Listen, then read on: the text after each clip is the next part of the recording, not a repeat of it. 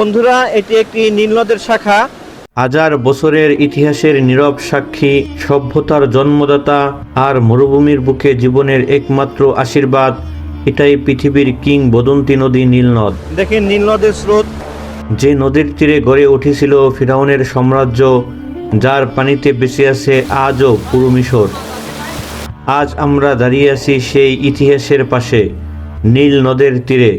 বন্ধুরা, এই মুহূর্তে নীল নদের পাশে বসে আমরা চা পান করছি। আসসালামু আলাইকুম ওয়া রাহমাতুল্লাহি ওয়া বারাকাতুহু। সুপ্রিয় দর্শক শ্রোতা বন্ধুরা, সকলকে শুভেচ্ছা জানাচ্ছি আজকের এই ভিডিও পর্বে।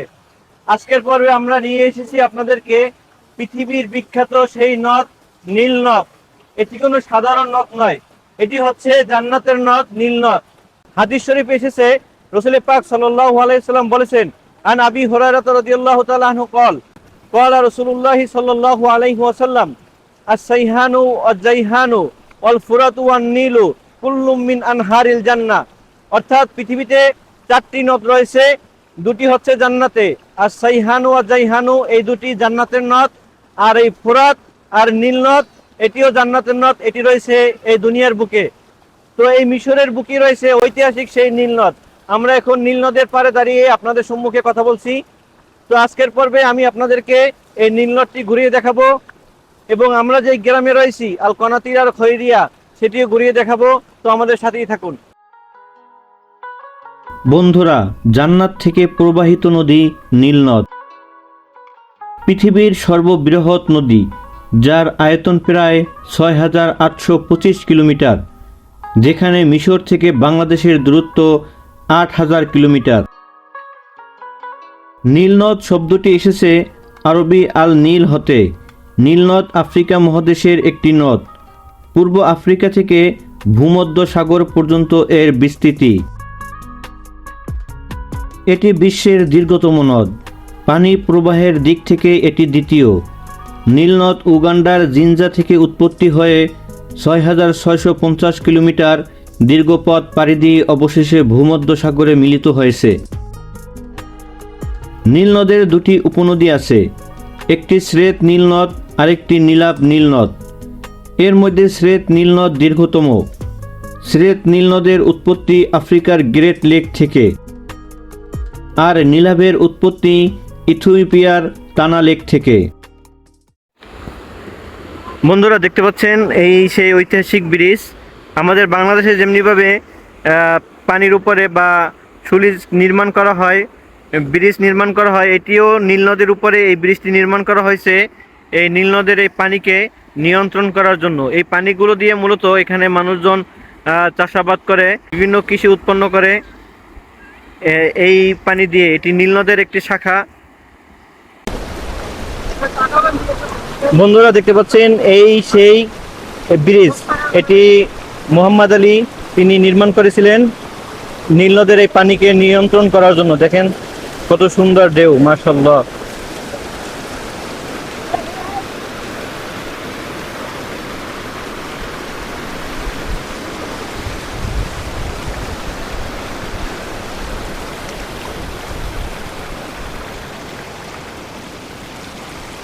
বন্ধুরা, এই মুহূর্তে নীল নদের পাশে বসে আমরা চা পান করছি।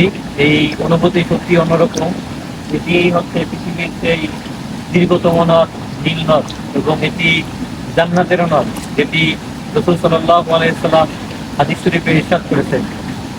এই হাদিসটি মুসলিম শরীফে আহলুল জান্নাহ এই অধ্যায়ে রয়েছে। আন আবি হুরায়রা রাদিয়াল্লাহু তাআলা আনহু قال قال রাসূল সাল্লাল্লাহু আলাইহি ওয়াসাল্লাম আস-সাইহানু ওয়াল জাইহানু ওয়াল ফুরাতু ওয়ান নীলু কুল্লুম মিন আনহারিল জান্নাহ। অর্থাৎ সাইহান এবং জাইহান, ফুরাত এবং নীল, এই চারটি হচ্ছে জান্নাতের নদী। দুটি হচ্ছে দুনিয়াতে আর দুটি হচ্ছে জান্নাতে। একটি হচ্ছে কারবালার প্রান্তরে সেই ফুরাত নদী, আর মিশরের বুকে অবস্থিত এই নীল নদ। এবং এই নীল নদ আফ্রিকার সবচেয়ে দীর্ঘতম নদ এবং পৃথিবীর সবচেয়ে দীর্ঘতম নদ এই নীল নদ। তো এই নীলের পাশে বসে রং চা খাচ্ছি, এই অনুভূতি সত্যি অন্যরকম, আলহামদুলিল্লাহ। বন্ধুরা, এই গ্রামে এসে সত্যি খুব ভালো লাগতেছে, আলহামদুলিল্লাহ।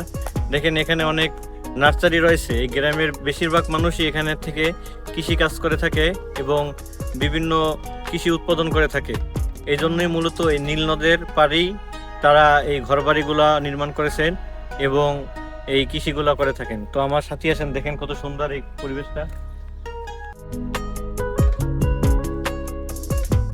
বন্ধুরা, আমরা যেহেতু ঘুরতে গিয়েছিলাম মিশরের অপরূপ সৌন্দর্যের গ্রাম আল কনাতির আল খৈরিয়াতে, তো এই গ্রামটি সম্পূর্ণ গড়ে উঠেছে এই নীল নদের তীরে। তো এই গ্রামের পাশে যেই নীল নদটি ছিল এটি আপনাদেরকে ঘুরিয়ে দেখানোর চেষ্টা করেছি।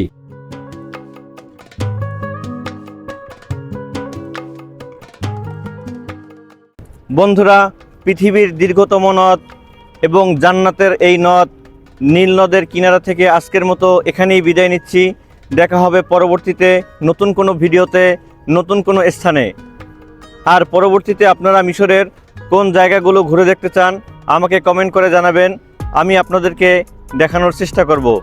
আশা করি সেই পর্যন্ত সকলেই সুস্থ থাকবেন, ভালো থাকবেন। আসসালামু আলাইকুম ওয়া রাহমাতুল্লাহি ওয়া বারাকাতুহু।